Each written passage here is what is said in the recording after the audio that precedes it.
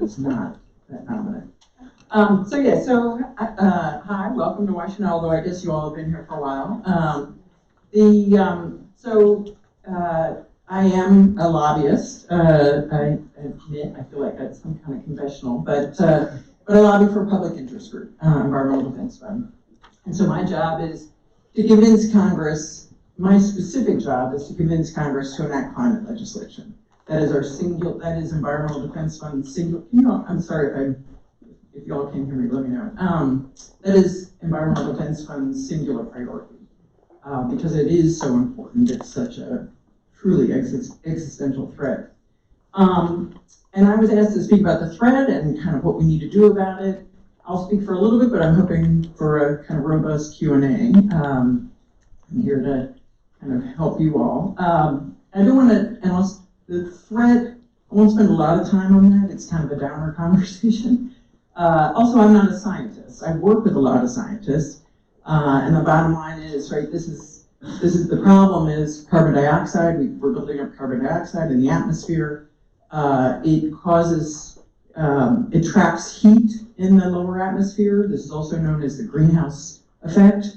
Think of putting the planet in a greenhouse and the channeling of heat, the channeling of the sunlight that traps that heat and helps plants grow, but it also causes a lot of other problems, and it is warming our planet.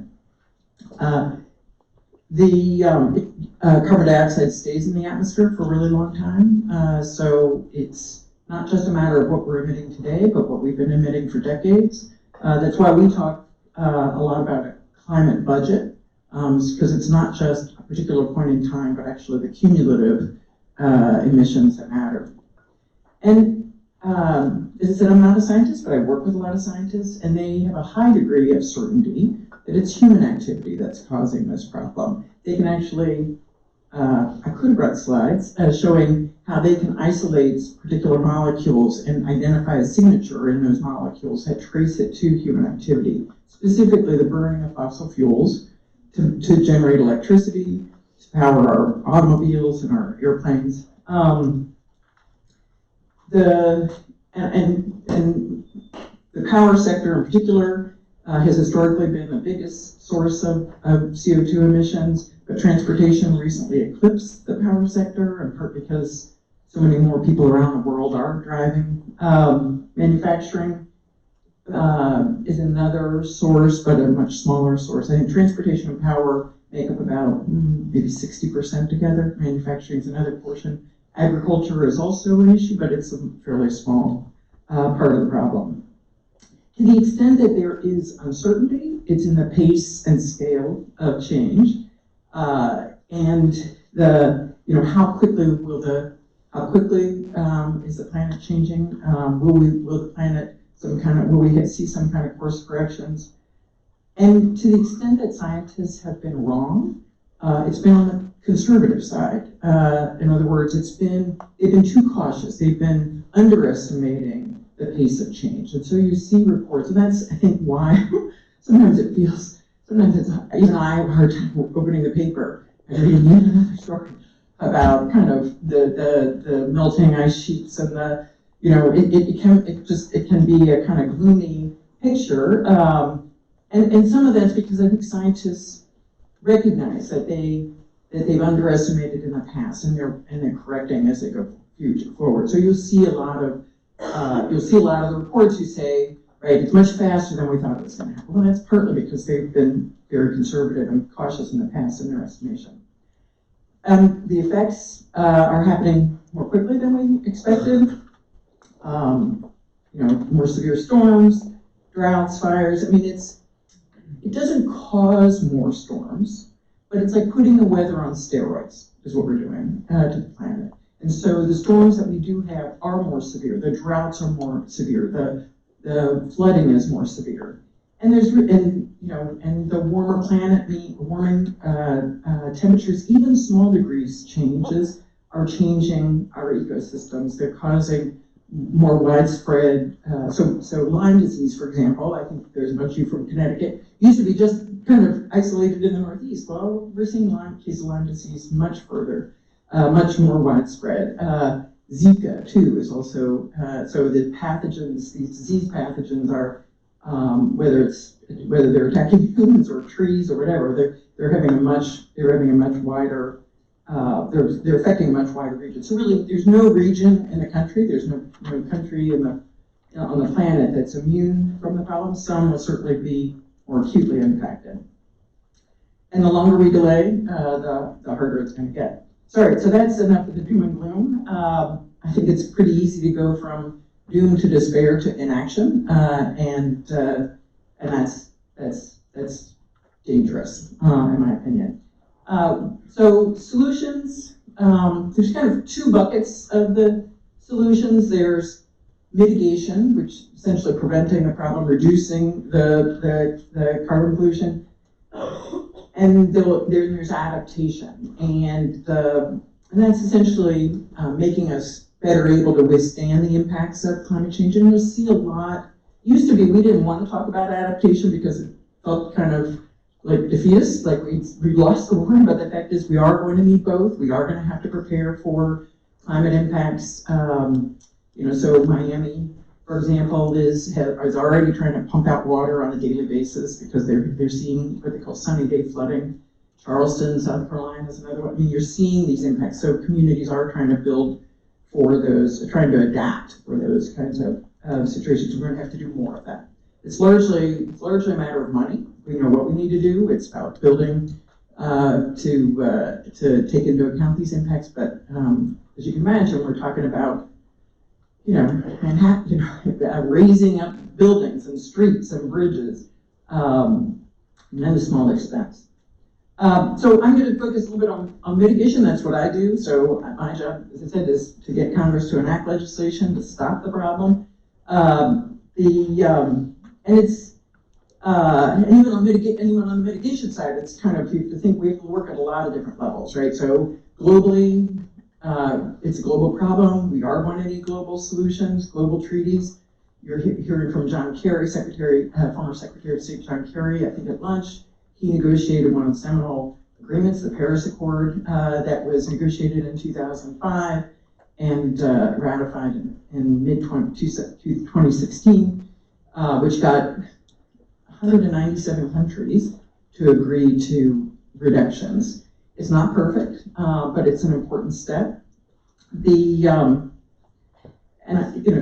President Trump's decision to pull back from to exit the Paris Agreement is a huge step backwards, in large part because it's such an important signal that the United States isn't interested in engaging on the global level.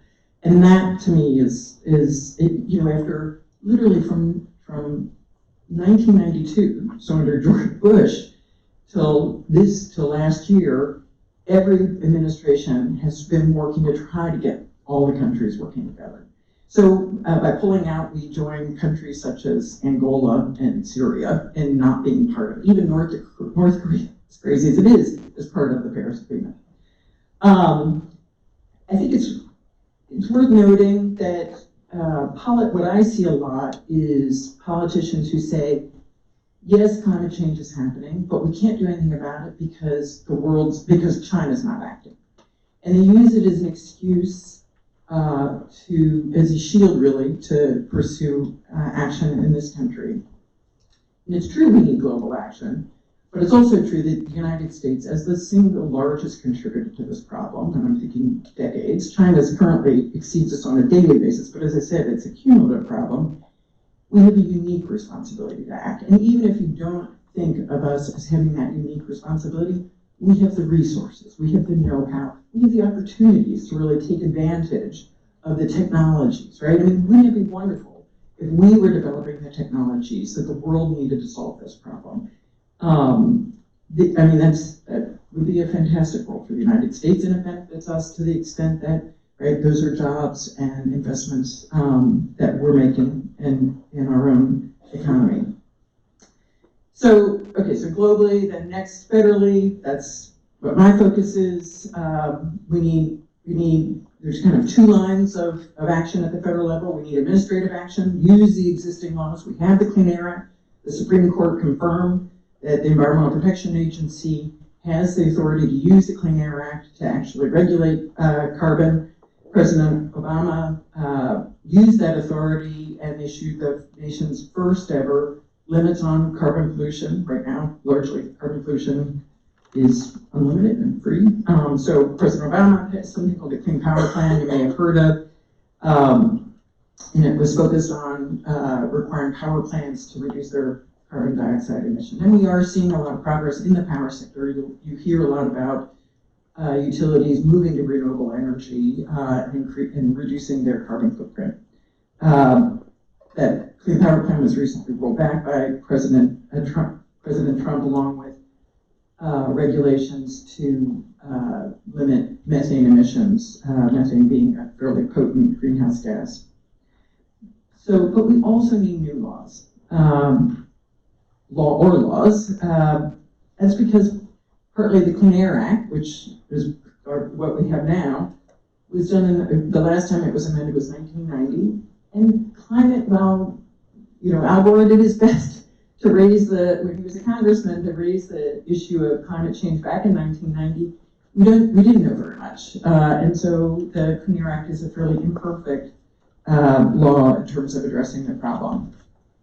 But we also need it for the precise reason that by using only existing, by trying to do it through regulatory process, we leave ourselves vulnerable to a president or court that swings one way or another. So that's right. So the kind of whipsaw that we're seeing now with regulations passed under Obama and then rolled back under Trump, some of that could be obviated by Congress proactively affirming and having an explicit law saying we need to mandating reductions.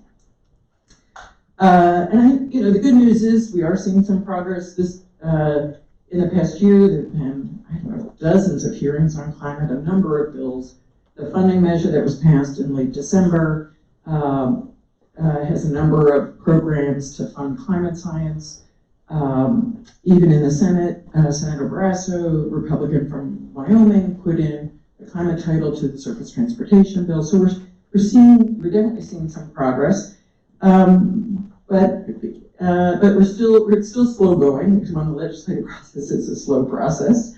But it's hard to convince a lot of members to spend a lot of time, make it a priority when they know that Senate Majority Leader McConnell will not allow a vote and President Trump will not sign anything. So much of what we're trying to do this year is about getting Congress kind of warmed up, if you will, get right at some of these ideas and really kind of put some of these packages together so that we're ready when the political window opens.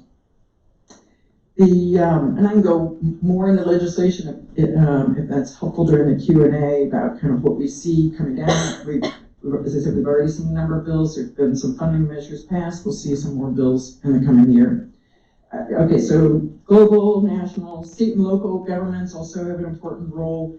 It's hard for them to tackle a global problem, obviously, but they're an important incubator of policies. And you see that with a lot of states. They're innovating in lots of interesting ways. A lot of you, I think, are from the Northeast.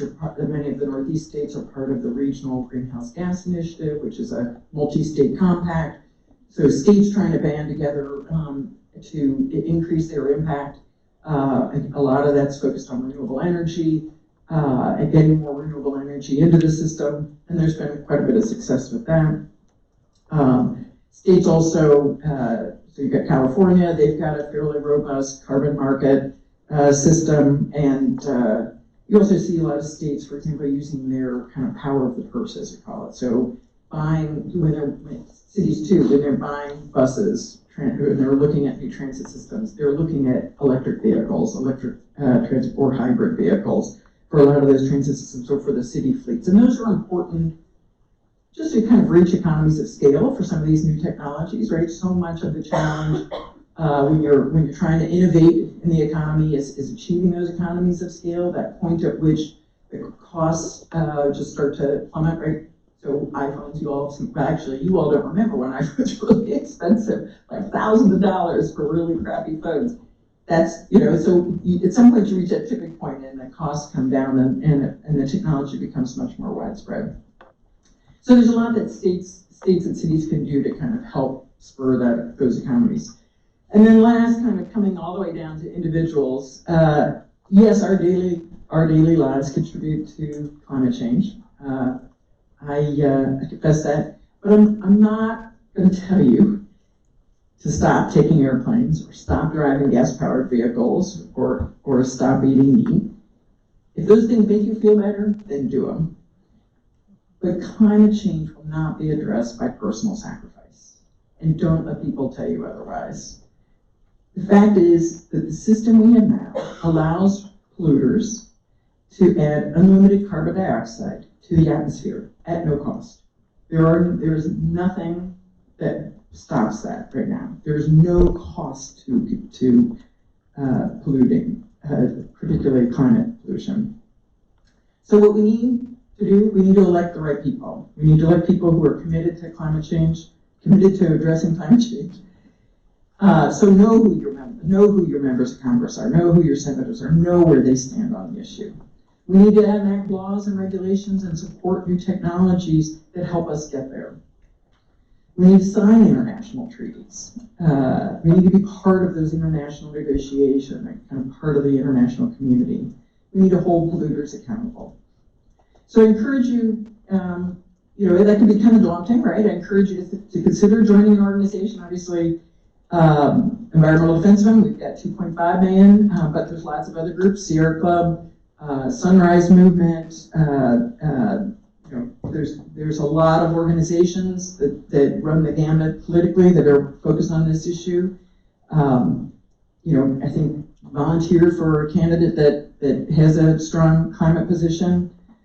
And the power of the groups is twofold. One, it's a strength in numbers, right? So when I go to talk to members of Congress, I remind them that we represent 2.5 million people, or if I know the number of members in their particular state, I'll even give them that. But it's also a way to help channel your kind of interests and energy. So, you can't do it all, but, if you like to write, we are always, EDF and our other organizations are always looking for people to write letters to Congress. LTEs, we do fly-ins. We fly people in, often students, to come meet with members of Congress, go to town halls in the district, talk about climate. One of the things we hear a lot, and this is true from Republicans who want to do something on climate, but they don't ever hear from anybody about the need to address climate. And some of that's the nature of their districts, the way in which the lines have been drawn, but they don't hear enough from people. And that's true even for Democrats from fairly conservative districts. They just don't, they tell us all the time, they don't hear about it. It doesn't ever kind of penetrate at town hall meetings. And then the last point would be just trying to focus less on what you're fighting and more about what you're for. Too often what I'm seeing now is it's very easy, what I see particularly in the environmental community, is it's very easy to get to know. But it's much harder to get to yes. But politicians, we're trying to get politicians to get to yes. And so we've got to really think about what is it that we're fighting for? What are the solution sets that we need? What is it that a climate-friendly world looks like? Is it, cities with transit systems that easily accept, clean, non-emitting transit systems that are widely accessible and tons of green space? Is it renewable energy that is affordable and widely available to heat our homes and run our vehicles? From my standpoint, it's much more powerful to be talking about the positive rather than the negative. So with that, I'll answer any questions or. Go ahead. Go ahead.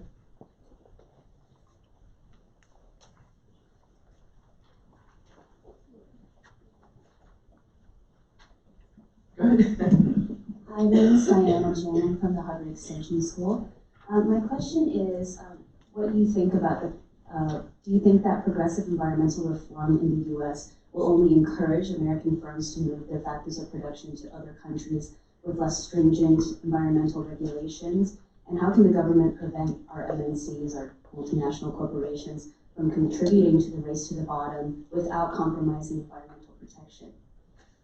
So we're going to need global action. We are going to need global action. There are things that have been, there are a number of policies. I mean, so it's interesting that EU, for example, is considering imposing a tax on imports from countries that don't have don't have some kind of carbon limit. So you could actually see the EU starting to tax U.S. goods because the U.S. has something like that. So there are tools, but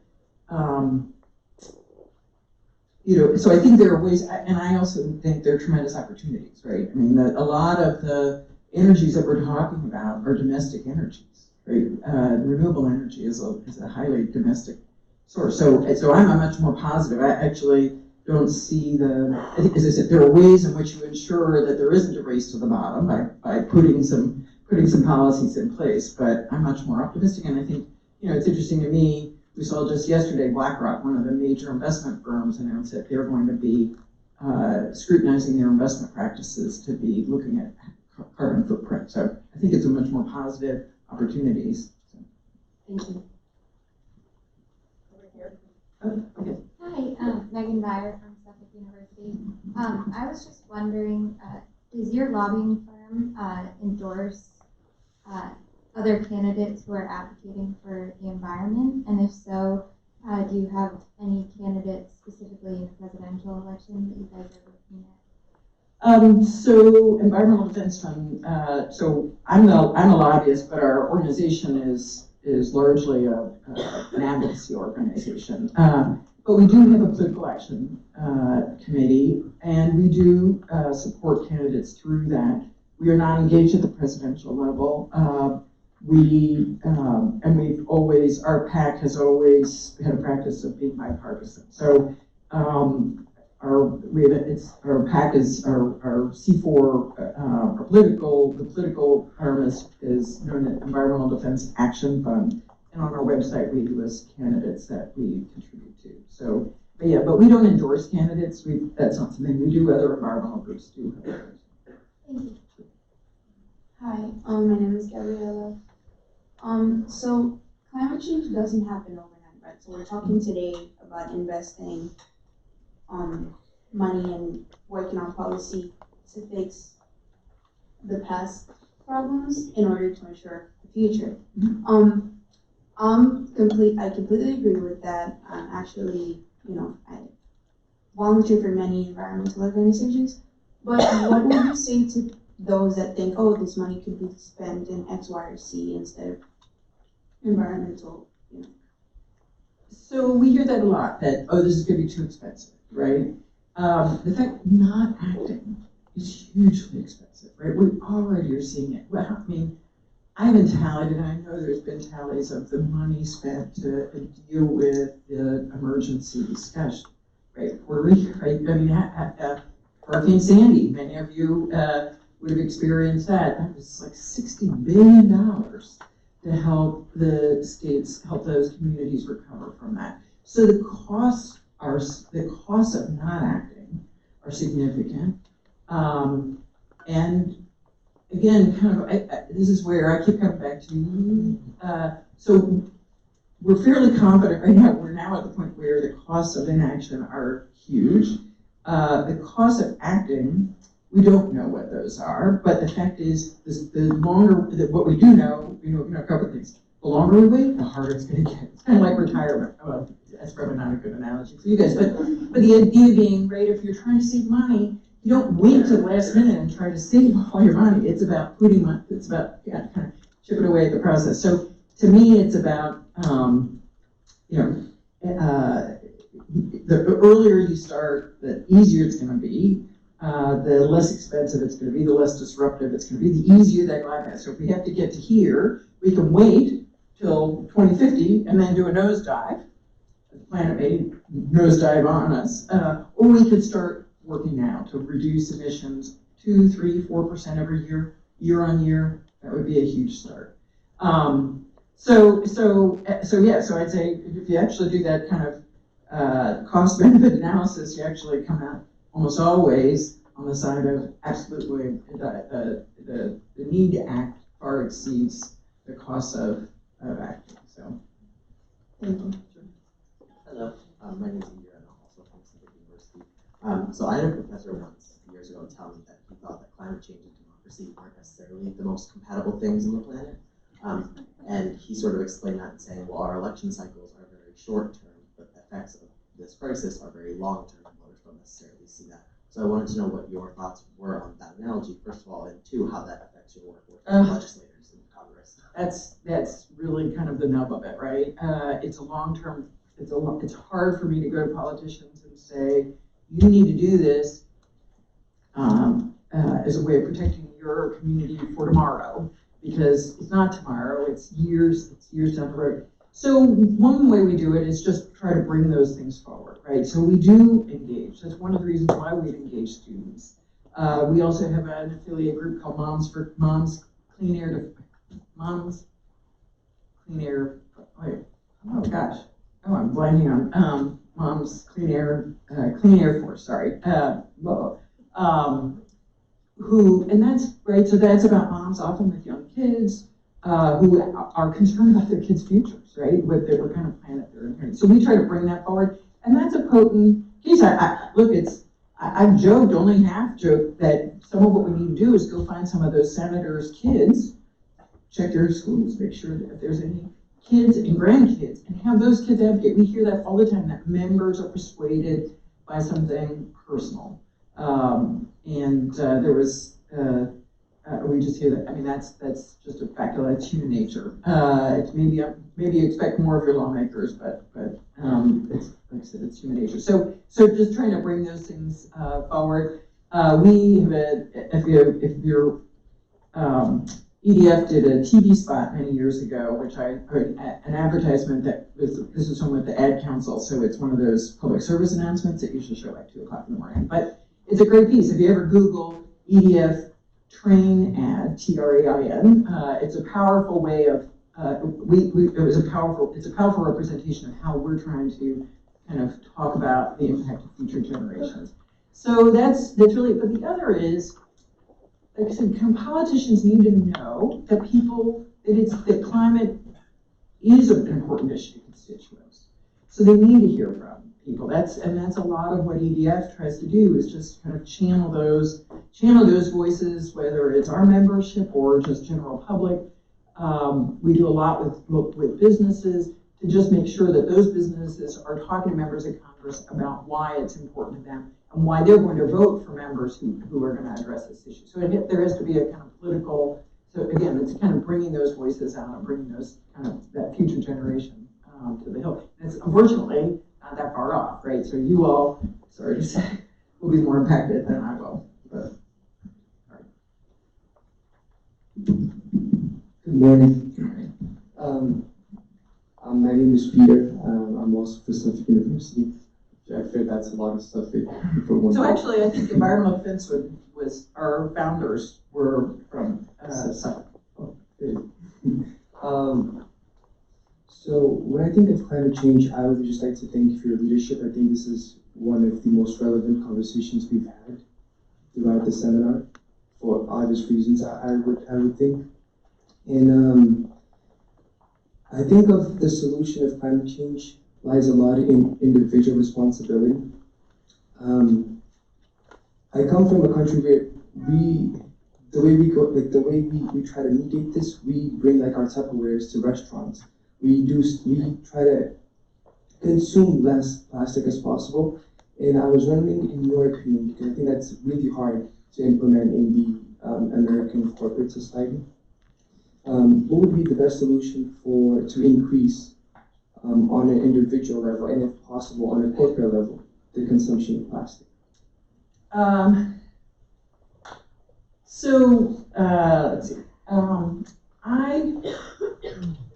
I try to live my own life and in the lightest way, but the fact is, I have to get to work.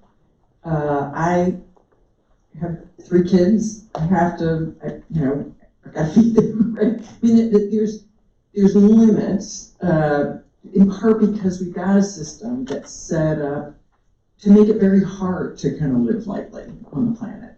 So I'm all for doing everything I can. Right, in terms of reducing my own waste on an individual basis. But at the end of the day, to me, the most important thing we could do is advocate for change, advocate for laws, new regulations for politicians that are going to support action.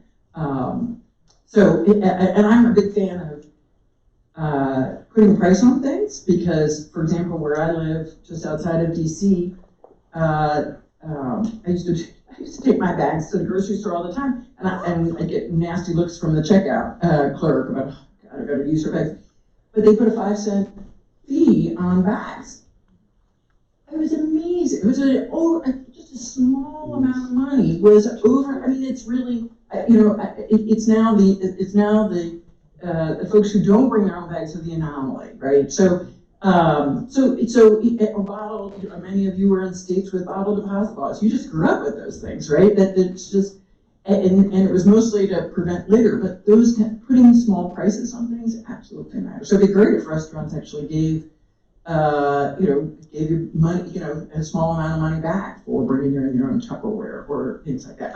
But again, to me, the bottom line is the reason why I do the work I do is because I believe strongly that we've got to change the system, change the laws on the books, the way in which we've got to have a market signal that really incentivizes companies, individuals to do the right thing. So, thank you so much. Hi, my name is Julia. I'm from Quinnipiac University, but I'm originally from California. So my question is your thoughts on Trump's action to try to repeal California's exemption to have those stricter on cars, yeah. And if you think that their actions in courts will be successful or not.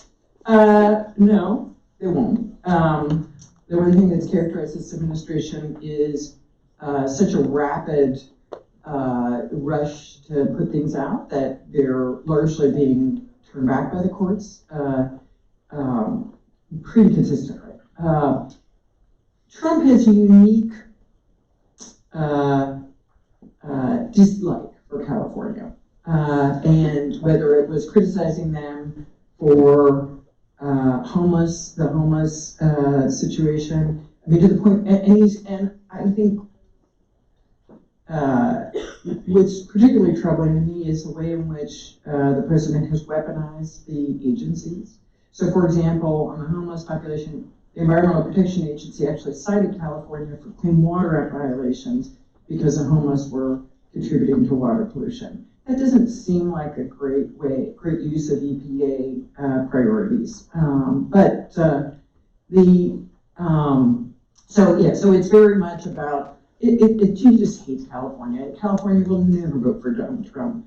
Maybe there's, I don't know, is there a Trump hotel? Maybe we need to put a Trump hotel out there for him to feel better about the state. But he will use everything. He's doing everything he can to just do a big FU to California. So cars, homeless, clean water, whatever, gun, I'm sure there'll be more coming. So that's really what it's all about. And frankly, he gets some political benefit from that, right? It's pretty easy if you're from, I'm from Ohio, if you're from the middle of the country to think, California is just a world unto itself.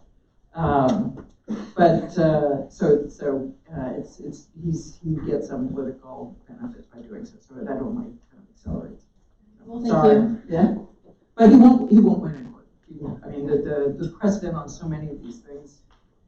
But the tactic delays action, and that's certainly part of what their objective is. Good morning. I'm Owen Westbrook from Central Michigan University. So it seems like not so long ago, conservatives were simply global warming deniers on the subject. I mean, even me being at 20, I remember watching the news and having someone stand in front of Congress with a snowball and a plastic bag and saying this is why global warming isn't real. Since then, it does seem like we have come a long way, and it seems like conservatives are now, I'll say, admitting the fact that global warming is an issue, but it seems like their narrative is almost that humans aren't the reason. And even since then, it seems like they've come around to the fact that humans are contributing to global warming, but at this point, it's too late to fix it. The economic cost will be too much. So my question for you is, as a lobbyist, what is it like dealing with people who it seems like, at least to me, at all costs, won't admit the fact or try to bring change to the issue? So you're right, there's definitely an evolution. I do think, got lots of theories about why, but I actually believe all 535 lawmakers know that this is a problem. I really do. You cannot be looking at what's happening and not know that it's a problem. They will, I think the issue is they don't feel that there's a political upside to doing anything about it. So much of what we're trying to do is change that dynamic in Republican and Democratic districts. But so I'm thinking of the late Senator John McCain, who used to go down on the floor and talk about you don't have to believe that the climate is changing in order to realize that actually investing in renewable energy rather than coal mines is the right thing to do. Right? That's weird. You tell me, would you rather be working in a coal mine or helping to install solar panels? Right? I mean, so it's the right thing for us to do. It provides jobs. There are more jobs now in renewable energy than there are in fossil fuels. We've got some work to do to make sure that they're good quality jobs, high, well-paying jobs, family-supporting jobs. But anyway, so we really just try to speak to where they are, right? That's so much of my job is understanding where are these members and how do I take where they are and move them. And sometimes that movement is small. It's one of the currently what we have are some of those same members who for years denied it or said it wasn't human and now are saying it's cosmic, or they'll say we just need to innovate our way out of it. We need that giant vacuum to pull CO2 out of the atmosphere and inject it into the ground where it came from. Well, so we'll need that too, but that alone is not going to solve the problem because we won't ever have enough money to have those technologies solve the problem on its own. So like I said, so much of it about my job is really, and I don't ever go into a meeting without knowing a whole lot about that particular member, where they are, where they come from, what they've said before, what kind of votes they've had, and then kind of have some theory about how do we get them, and sometimes it's really, really small. So you have to be kind of patient, I guess is the right word. So Very insightful, thank you. Hi, I'm Brianna. I'm from Endicott College, and I was just wanted to hear your thoughts on how children like Greta Thunberg are being forced to become environmental activists, and the voice that adults will actually finally listen to make this change. I mean, it's really, I mean, so on the one hand, it does make me sad that I mean, if you look at movements, important political movements, there usually has to be a hero, somebody who really galvanizes and captures the imagination. I knew it wasn't going to be Al Gore, but I didn't think it was going to be a 16-year-old from Sweden. But you never know, right? You just never know what's gonna turn folks around. So so I think it's great, and it's great to the energy that she's brought to the issue. I think is great, and again, if you noted, a lot of it is about shaming, and so kind of speaking to the point earlier about how do we deal with the fact that in a democratic system, it's very hard to get politicians to do something that's really long, the benefits of which are really long term. But it's about it's about taking those voices and making sure that they're being brought forward. So kudos to her. She's intense, but again, I'm regretful that it took a 16-year-old to do that. I wish my generation had done a better job. Hi, Quinn Carruthers-Murdoch from the Harvard Extension School. Is EDF doing anything to push legislation that would curtail the carbon emissions and the pollution by the U.S. military, which is the largest polluter in the world? So you know what's interesting? The military, the Defense Department gets this. They have for decades. I've been really, really impressed. I don't do a lot with the Pentagon, and it's, you know, I barely ever seen EPA. My God, it seems daunting. But you've got generals who get it, and in the last administration, the Secretary of the Navy, Ray Davis, did a whole bunch because he will say, right, one of the biggest risks that the military has is one of their biggest investments is getting energy to their front line. And so they have whole, right, the energy, the challenges that they have getting, and the people they put at risk, getting that energy to folks on the front line. So one of the things they've been doing, they've been putting solar panels on laptops, right? So you'll see some of, I don't know if you'll see some of these pictures, you'll see some of these service members out in, you know, some desert location, and they've got a laptop with a little solar panel on it. So they can't, so that means less military resources have to go into getting power to them. They're tapping those open sources. So I mean, yes, they're a source, they're an important source. I'm optimistic that they've actually made a lot of progress.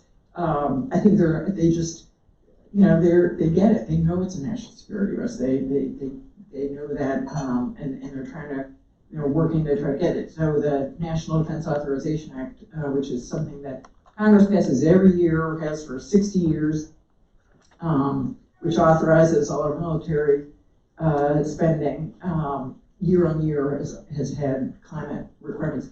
And one of the more interesting things that they did a couple of years ago was they required a lot of their installations to actually start to plan for climate impact. So if you can imagine Norfolk, Virginia, where you have major naval bases, it's also seeing a lot of flooding. But what they did was they looked at not just their installation, but they looked at their whole community, because many of the people who work on the base are actually from the community. And it's one thing to save the base, but if they're not also saving the community, that's not going to work. So I actually feel like that's a place where that's one of the shining lights, even in this administration, where they're actually making some progress. But you're right, it's a huge expense. I mean, you know, the money we put, the resources that go into the defense spending every year is enormous, and it'd be nice to consider that for other things. But I give the military credit for actually being pretty progressive on this stuff. Thank you. Hi, I'm Callie Bucco. I'm from Juniata College. And I'm just curious to hear about what are some of the specific bills that you've lobbied for over your career, and maybe which ones have been most successful. In 2009, I was a part of the team that worked to get the only climate bill that's passed the House of Representatives, called the American Clean Energy Security Act, also known as Waxman-Markey. I joke I was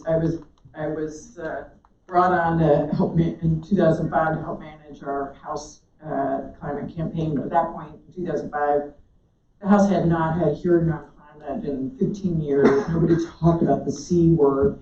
But all the action had been over in the Senate. There'd been votes on McCain-Lieberman, which was a major climate initiative. And then we had the 2006 election, and by the summer of 2009, we actually had House legislation. So I told the colleagues that were working on the Senate job that I did my job, right? It was up to them to actually act. So Waxman-Markey was my first big climate legislation. I've done other lobbying before, but we haven't done anything since then. Congress has been largely, the Obama administration was largely focused on administrative action, and so a lot of my job for 10 years was keeping Congress out of the administration, making sure that the administrative actions, the Clean Power Plan, and other things went through. But we're very encouraged right now. Probably later this month, the Energy and Commerce Committee on the House side will be unveiling their climate legislation called the Clean Future Act. Again, with the Senate and with Senator McConnell blocking any progress in the Senate and President Trump unlikely to sign it, so much of what we're just trying to do right now in the House is get bills kind of we talk about a ripening process. It really is kind of a vetting, a maturing process. It has to happen with bills where they get introduced, they get debated, we modify it, we kind of build support. So there are a number of those bills that EDF has supported to help do that. But we've also supported a number of funding measures for climate science, for innovation, some of the national defense authorizations for the defense activities. So, but but we'll be focused particularly on our particular focus, because there's a lot that has to happen in climate change, is bills that deal with kind of economy-wide measures. So what you'll see is people who introduce bills that, for example, restore fuel economy standards or require the power sector to clean up their act. We think there are some efficiencies as well as you get a more effective result if you have something that says, look, this is, if you just control the power sector, what you could end up with is the problem goes somewhere else, right? Whether it's, or if you just focus on the transportation sector, right? You end up with a kind of shell game, if you will, of pollution. So we feel strongly you've got to look at the entire economy, say this is about setting limits for the entire economy. Let the private sector figure out the best way to get there, but tell them where they need to get, right? Really strong performance centers, something that is what's essentially a declining cap on emissions, and set the rules in place so that the companies know where they need to get to. They're very good at innovating. The private sector is very adept at innovating, but they need to know what those rules are. And that's what we feel strongly about. So, but anyways, there'll be a lot of these bills coming out this year. Some may get committee action, but I don't expect, and there may be a couple of bills that come to the House floor that'll be, definitely, and surface transportation, otherwise known as a highway bill, is one area that will definitely, well, I don't want to say definitely about anything in Congress, but highly likely to be, and there's some great climate progress in that bill. Thank you. That's our last question. My name is Troy McDonald. I'm from Harvard Extension. There was a question earlier that mentioned Greta Thunberg, who's a famous activist, and you said that she was intense, and there was almost an inference that, in your mind, she might be too intense. Is there a strain of activism here, especially in the climate change movement, that you believe is almost too intense? Intense is pretty, so she just, because I've been in the same space with her, she's singularly focused. So that's not intended as a criticism. The concern I've had is making sure that the youthful energy that's clearly, bringing those voices forward, but doing so in a way that actually focuses on the people who are the problem, right? So there are a number of groups, for example, that did a die-in at Nancy Pelosi, the Speaker Pelosi's office. That seems, she alone can't, she has a lot of power, but she alone can't get this to happen. We need 218 votes in the House, and we need 60 votes in the Senate, and there are an awful lot of senators, that's an awful lot of voices that need to happen. So I'd much rather see some of those groups. I love their intensity. I just want to make sure that they're channeling their intensity to in the right place and targeting the right lawmakers so that we can actually build a 218. And also, one of the things we talk about we joke about trying to avoid circular firing squads, right? So the idea that somehow we have a lot of work to do. Let's not fire at each other. Let's try to focus on the real issues, which is getting some of these members to actually take action. So, thank you. Sure. Join me in thanking